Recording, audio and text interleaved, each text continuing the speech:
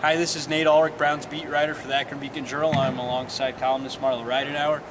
We just wrapped up day 2 of the NFL draft here at the Browns headquarters in Berea. And the Browns entered tonight with only one pick because they didn't have a second-round pick this year, so they had one in the 3rd round, but they're still pretty busy. They made a trade for Miami Dolphins wide receiver Devon Bess, and then in the 3rd round, they didn't pick Leon Sandcastle, but they picked San Diego State cornerback Leon McFadden. And you figure Bess is a very productive slot receiver who spent the past 5 seasons with the Dolphins. And, you know, Leon McFadden's a guy that the Browns obviously are going to rely on to come in here and win a starting job opposite Joe Hayden. They have that dire need at cornerback. This is a new regime. They use a 3rd-round pick on him, so that expectation is going to be here. So, Marla, to start off, what did you think of the trade for Bess, and what did you think of the pick of McFadden? Well, I'd say for at least one season, maybe longer, they've needed a veteran wide receiver. So the trade for Bess, I think, was a huge move, and I agree with you that it overshadowed the pick. But while, you know, people might not be as familiar with McFadden as maybe some other names, and obviously they could have had the Honey Badger who went one pick after. But they seemed like they were really impressed with McFadden's personality, with his athleticism. They like his production in college. He's played a ton at San Diego State, and obviously Brian Sipe was out there keeping a little watch over him too. He's the quarterback's coach there, so I would assume they know plenty about him. So I'd say there would have been a major uprising in this town if they hadn't picked a corner. So I think they did got two things they really needed today. Yeah, 2 things about each player they got tonight. One, Bess, I should have mentioned this earlier, but they didn't lose any draft picks to pick him up. They swapped picks. So the Browns sent a 4th and a 5th-round pick to the Dolphins in exchange for another 4th-round pick, like 7 slots down. I think it was 104 to 111 overall, and then they got a 7th-round pick. So a 4th and a 5th-round pick for a 4th, a 7th, and Bess. Okay, so they didn't lose anything. I thought that was a pretty good deal for a pretty good receiver who's obviously just kind of run out of, you know, real estate there in that receiving core in Miami. They signed a couple guys, you know, including Mike Wallace and Gibson this offseason. So that made him expendable.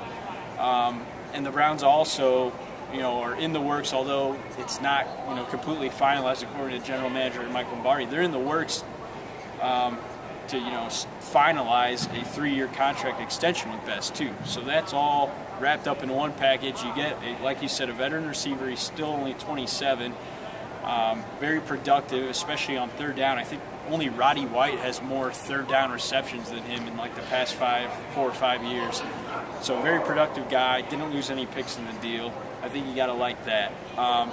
Second of all, I think that when you look at the pick of McFadden, you get a guy who has some pedigree in terms of being a pro athlete. His dad played for the Houston Astros.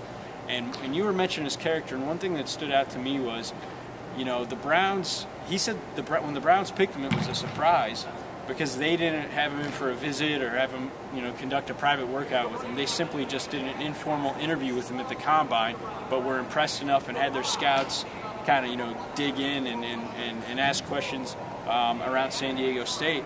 And they were satisfied with what they found and what they knew about him, and obviously liked him on tape.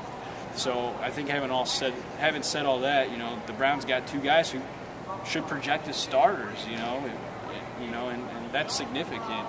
What do you think of the quarterbacks, though, Marla? Because I think only 3 have been taken so far, and there were a bunch of big names who a lot of people expected to go 1st, 2nd round who are left when the Browns are on the clock at number 68, and they took McFadden. It's going to be awful tempting today. I mean, they don't have they pick.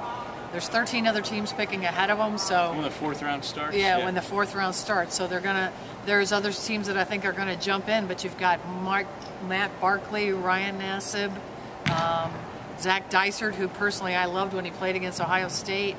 The guy you like from Arizona, Matt Scott.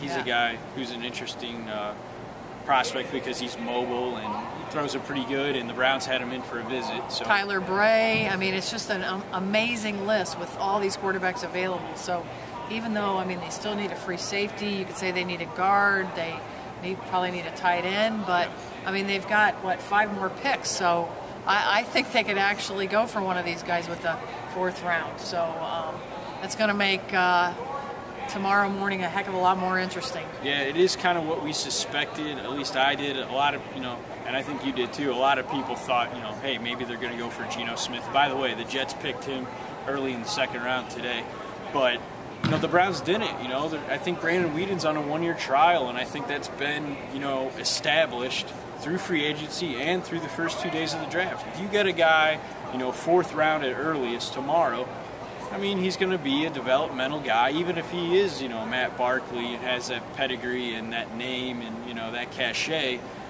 I don't know if you expect him to come in and be Brandon Whedon right away, based on what teams have told us they think about him by letting him slide this far. The thing we got to watch is you got 5 picks.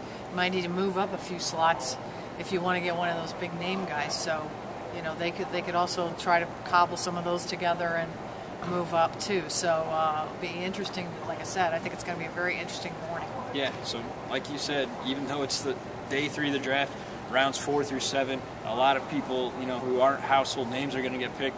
There is a lot of intrigue. So check back with us tomorrow, and we'll have more for you. Thanks a lot.